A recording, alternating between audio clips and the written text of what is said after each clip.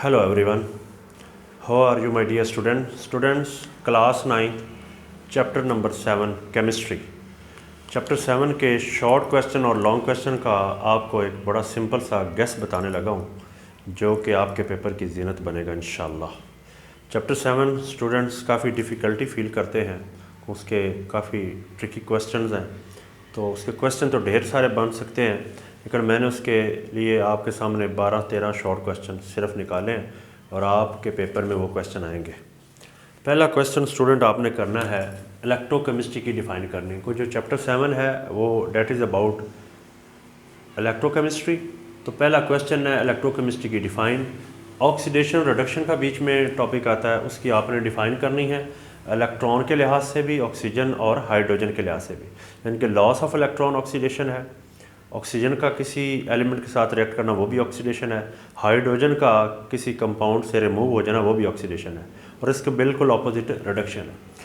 तीसरा शॉर्ट आप करेंगे ऑक्सीडेशन स्टेट या ऑक्सीडेशन नंबर। किसी एलिमेंट का कंपाउंड के अंदर जो उसके ऊपर चार्ज हो सकता है वो उसका ऑक्सीडेशन नंबर कहलाता है। आपने दूसरा करना है वीक इलेक्ट्रोलाइट, स्ट्रॉन्ग इलेक्ट्रोलाइट और नॉन इलेक्ट्रोलाइट। कोई ऐसा सोल्यूशन जिसमें आयंस ना हो, करंट पास नहीं होगा, वो हमारे पास नॉन इलेक्ट्रोलाइट है, और जिसमें आयंस की मकदार थोड़ी हो, थोड़े चांसेस हो करंट पास करने के, वो वीक है। अगर ज़्यादा आयंस अवेलेबल हों जैसे HCl है या कोई और ऐसा H2SO4 तो आयंस ज़्यादा बनते हैं, इसलिए उसमें करंट भी ज़्यादा पास होगा, तो वो स्ट्रॉन्ग इलेक्ट्रोलाइट है हमारे पास। हम डिटेल में नहीं जा रहे, जस्ट आपको क्वेश्चन बता रहे हैं। Define electrolysis and electrochemical cell, ये हमारे दो शॉर्ट क्वेश्चन बनते हैं इसमें। और इलेक्ट्रोलिटिक और गैल्वेनिक सेल में फ़र्क, ये लॉन्ग क्वेश्चन भी बन सकता है माय डियर स्टूडेंट, और ये शॉर्ट, ये आपने शॉर्ट के लिहाज से इसके 3-4 पॉइंट कर लेने हैं, ये आपका लॉन्ग भी क्लियर हो जाएगा, शॉर्ट भी। नेक्स्ट जो आप शॉर्ट क्वेश्चन करेंगे, what is the function of salt bridge. जो गैल्वेनिक सेल है उसी टॉपिक में साल्ट ब्रिज का फंक्शन आता है, जो दो हाफ सेल के अंदर न्यूट्रलिटी लाने में हेल्प करता है, यानी कि लेफ़्ट और राइट हाफ सेल्स के अंदर जो चार्ज है उसको बैलेंस करने में वो हम यूज़ करते हैं। That is the function of salt bridge. Corrosion और रस्टिंग है, किसी मेटल का डिके हो जाना with the passage of time, बड़ा स्लो प्रोसेस होता है, सराउंडिंग मीडियम की वजह से, मॉइस्चर की वजह से। जो हमारे पास कोई मेटल होती है लाइक आयरन है तो उसको जंग लगना शुरू हो जाता है, या किसी और रिएक्टिव मेटल को भी लग सकता है, तो डैट इज़ द क्रूजन। और अगर लोहे को जंग लगता है, आयरन को लगता है, वो हमारे पास रस्टिंग है। ये शॉर्ट क्वेश्चन है।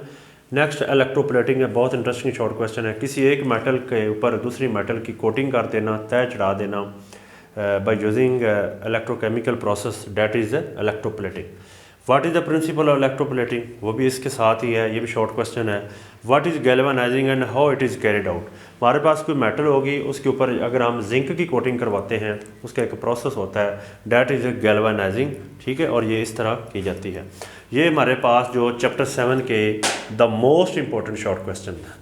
लॉन्ग क्वेश्चन एक हमारे पास ये भी बन सकता है इलेक्ट्रोलाइटिक और गैल्वेनिक सेल में फ़र्क।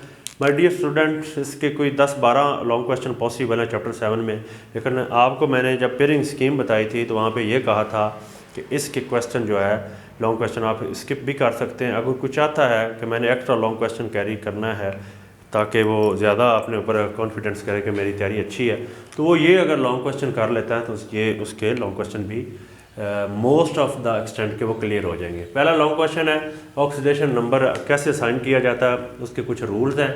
इलेक्ट्रोलिटिक सेल है, गैल्वेनिक सेल है, ये दो साथ इकट्ठे ही टॉपिक हैं।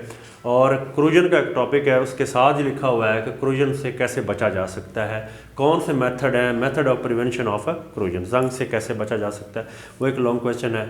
और electrolysis of water, you know water is the weak electrolyte, इसके आयन बहुत कम बनते हैं, तो इसके अंदर इलेक्ट्रोलाइसिस कैसे हो सकती है, कैसे करंट पास हो सकता है, क्या पॉसिबिलिटी है, वो स्टूडेंट आपने करना है। और एक जो शॉर्ट क्वेश्चन है मैं आपको समझा दूँ वो कैसे आ सकता है। फ़र्ज़ कि हमारे पास एक कंपाउंड है HNO3। माय डियर स्टूडेंट, कोई भी कंपाउंड होता है तो उसमें जो एलिमेंट होता है वो अपना एक चार्ज शो करता है। तो फ़र्ज़ किया इसके अंदर हम नाइट्रोजन की ऑक्सीडेशन नंबर कैसे कैलकुलेट करना है, तो ये भी क्वेश्चन आ जाते हैं कि एक कंपाउंड दिया होगा तो उसमें कहेगा कि फ़लाँ एलिमेंट का जी ऑक्सीडेशन नंबर कैलकुलेट करें। तो ये चीज़ें याद कर लेनी है। हाइड्रोजन जहाँ भी आएगा आपके लेवल पे तो आपने उसको +1 ही पुट करना है, और ऑक्सीजन जो है उसको -2 पुट करना है। तो सबसे ये सिंपल बेसिक अलजबरा है। हाइड्रोजन की जगह हम +1 पुट कर देंगे, उसके बाद फिर हम प्लस ही लगाएंगे, और जिसकी फाइंड आउट करनी होती है उसकी जगह हम x पुट करेंगे, फिर प्लस लगाएंगे। और ऑक्सीजन की ऑक्सीडेशन स्टेट हमने देख लिए कि -2 है, टोटल 3 एटम है ऑक्सीजन के, तो 3 और -2 को ब्रैकेट में बंद कर देंगे। और ओवरऑल पूरे कंपाउंड के ऊपर माय डियर स्टूडेंट चार्ज नहीं है, इसलिए हम इसके आगे 0 ही पुट करेंगे। तो हमारे पास आ जाएगा +1, ये x है, इसको हम मल्टीप्लाई करेंगे, प्लस माइनस माइनस हो जाएगा, -6 = 0।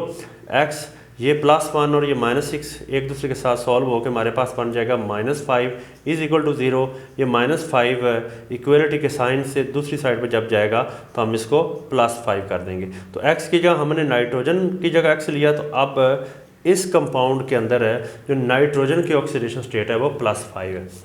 उनके कंपाउंड दिया होगा तो उसका ऑक्सीडेशन नंबर कैलकुलेट करना भी शॉर्ट क्वेश्चन आ सकता है। तो हाइड्रोजन जहाँ भी आएगा हमने +1 पुट करना है, ऑक्सीजन -2 पुट करना है, और कुछ ऐसे होंगे जिनके अंदर हैलोजन आएंगे, लाइक फ्लोरीन आएगा, क्लोरीन वगैरह, इन सब की जगह हमने -1 ही पुट करना है। अगर सोडियम आता है कहीं पे या पोटाशियम आता है, अल्कली मेटल पीरियोडिक टेबल के पहले ग्रुप के एलिमेंट्स आते हैं, उसकी जगह हमने +1 पुट करना है।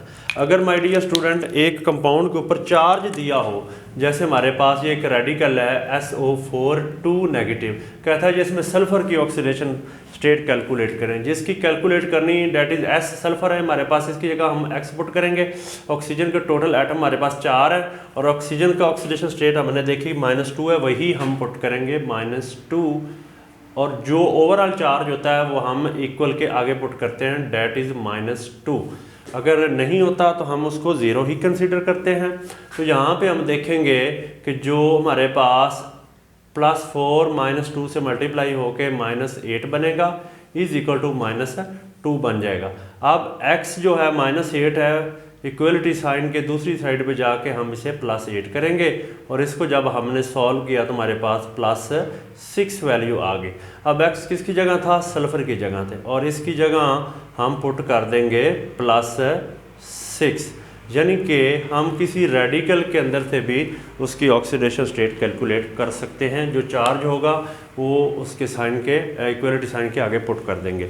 This is all about the chapter number 7। इसमें आपने स्टूडेंट यही शॉर्ट क्वेश्चन करने हैं, और ये आपको लॉन्ग क्वेश्चन बताए हैं, और एक्सरसाइज के हमसे करने हैं। तो आपका ये जो आपके लिए थोड़ा प्रॉब्लम क्रिएट करता है ये चैप्टर, इसको आप तकरीबन 1 घंटा लगाते हैं तो आप हर चीज़ इसकी बहुत अच्छे से लर्न कर लेंगे। I am hopeful my dear student you will understand this so interesting video. Thank you so much.